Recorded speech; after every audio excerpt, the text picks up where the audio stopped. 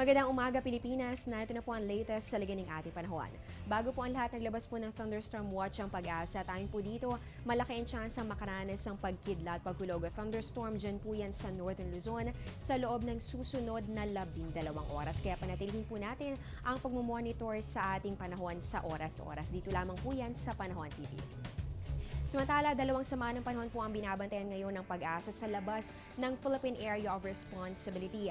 Ayon kay Pag-asa weather forecaster Chris Perez, sa dalawang LPA na ito, itong nasa pinakamalayo ang mas malaki po ang tsansa na mabuo bilang isang ganap na bagyo. Gayunpaman, masyado pa namang malayo ang mga ito para matiyak po yung track, kaya patuloy po natin yung babantayan yung po mga pagbabago nito sa mga susunod na mga araw.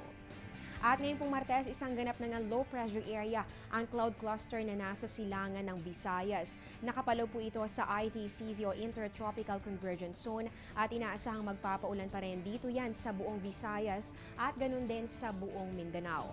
Ayon kay Pag-asa weather specialist Rene Pasyente, kung hindi po ito malusaw, maaari po itong tumama o mag-cross dito yan sa bahagi po ng Luzon sa mga susunod na araw.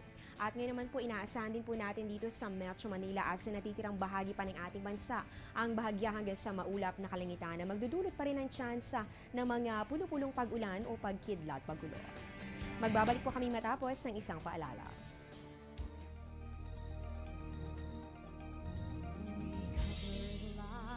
Of all the people, the news that you read comes alive in each page. We are committed to make your lives better.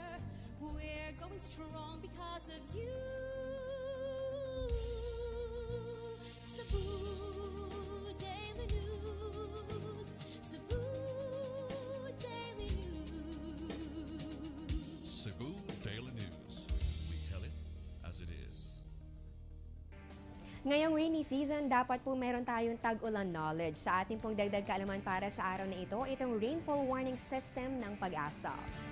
Tatlong kulay po ang kabilang dito, yan po yung yellow, orange at ganun din itong red. So unahin po natin itong yellow warning. Ibig sabihin po nito, dapat tayo po yung maging aware na at dapat tayo po ay manatiling mag-monitor po sa mga pagbabago sa lagay ng ating panahon sa pamamagitan po yan ng panonood ng Panahon TV at ganoon din po sa mga updates din na ilalabas ng Pag-asa.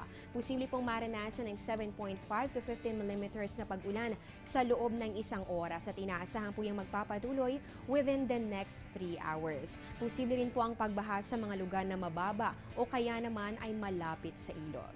Next, ito naman pong orange warning. Ibig sabihin po nito, dapat maging prepared na po tayo sa posible pong paglikas dahil inaasahan na po natin ang pagkakaroon ng 15 to 30 millimeters of rain sa loob po yan ng isang oras o kaya naman ay higit pa. Maaari na pong makalikom ng 45 to 65 millimeters of rain sa loob po yan ng nakalipas sa 3 oras at asahan din po natin na meron na pong banta ng malubhang pagbaha sa inyong area.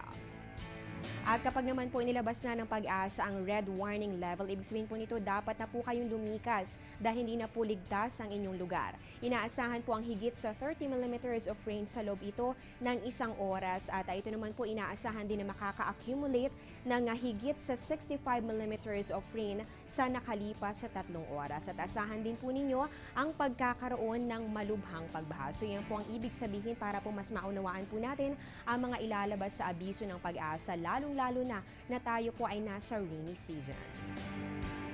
At yan po ang latest mula po dito sa Pag-asa. Abangan niyo po ang susunod kong update. Mamaya po yung alas 12 ng tanghali. Dito pa rin po yan sa Telebisyon ng Bayan. Ako po ang inyong weather lover, Amor Larosa, na nagsasabing ang taong handa at may nahon, kayang lagpasan ang hamon ng panahon. Magandang umaga po sa inyong lahat.